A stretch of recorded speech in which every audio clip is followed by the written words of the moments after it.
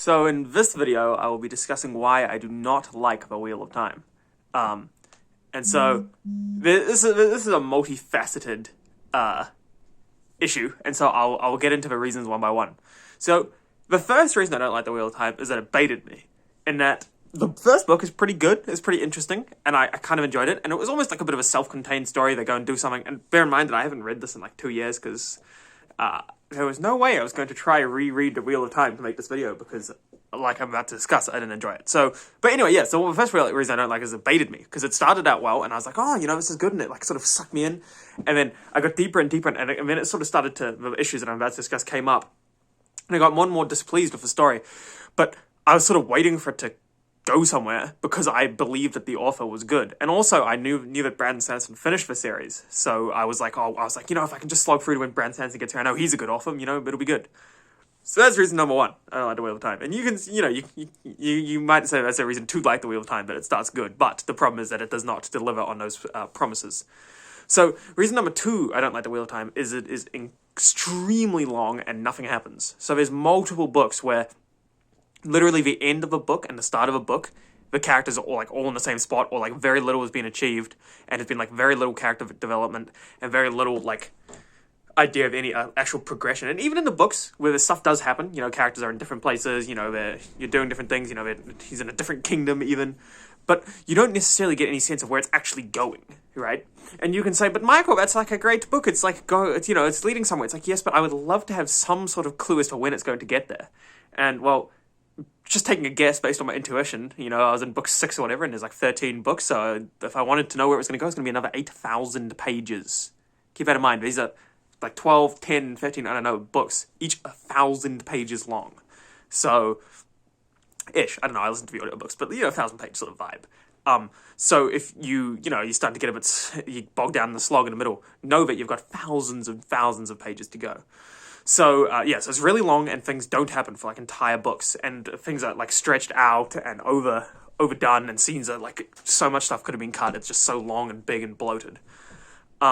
Reason number 3 I don't like The Wheel of Time, and this is honestly the one that really killed it for me, because I'm okay, if you have cool characters, I'm okay to meander around your world for like thousands of pages. I read Lord of the Rings, and it's not nearly as long, obviously, but like there's lots of poems and meandering in general sort of cerebrality, but it's fine because I enjoyed the characters. Same thing even with the latter two, what's the Liza Locke-Lamora series? I can't remember what the actual name of the series is, but that series, the latter 2 books in that series, The Gentleman Bastard, that's what it's called. The latter 2 books in that series are pretty, like, the plot's pretty average, and they're bloated and they're long, but the characters are really interesting and enjoyable, and so you're happy to stick through it. It's like, the characters are cool, I'll just hang out. Cannot say the same for Wheel of Time. So Rand is okay. Perrin is okay. Matt is actually quite fun, right? Unfortunately, it's the rest of the supporting cast of characters that lets them down quite badly. Because, for example, every female character just wants to have sex with Rand, and like wants to be with Rand, and you get this weird like sort of teen drama angst stuff like repeatedly.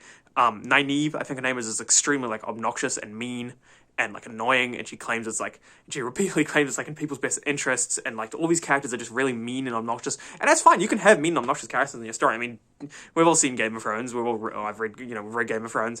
If we're into books and stuff, and you'll note that Joffrey is not a good dude. But what's different though is the story acknowledges that Joffrey isn't a good dude. Characters in the story are like, wow, this Joffrey guy, we don't like him, right?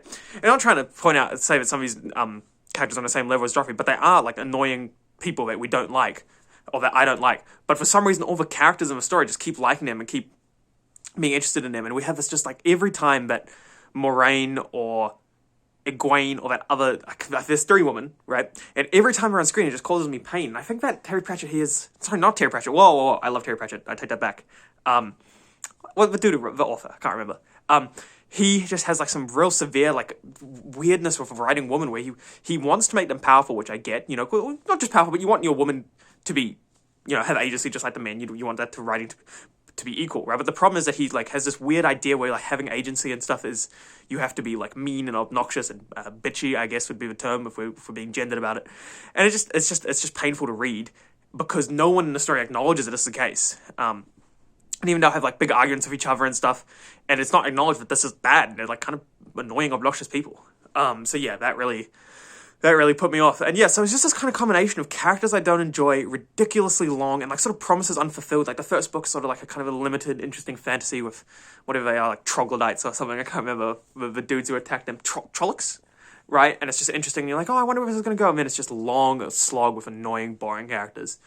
And I never finished it. So whatever like cool payoff he might have been going for, I never got to it because it's just so long to get there, and it just is not worth it. And even if you talk to dedicated Wheel of Time fans, and they're like, "Yeah, man, honestly, best series, you know," but then even they will admit that there's like thousands of pages in the middle, which is boring and borderline unreadable. And it's like, well, if even you acknowledge that there's thousands of pages that like, even if the diehard fans of a series acknowledge that there's like thousands of pages that are extremely boring, then doesn't say the best thing for your series. And maybe they see something in it that I don't, but for me, very bad, and I did not enjoy it at all. And I gave up, which is sad because I was in deep. I think I was on book 6, and I was listening to the audiobooks of each like 40 hours long or something like that, and I was in deep.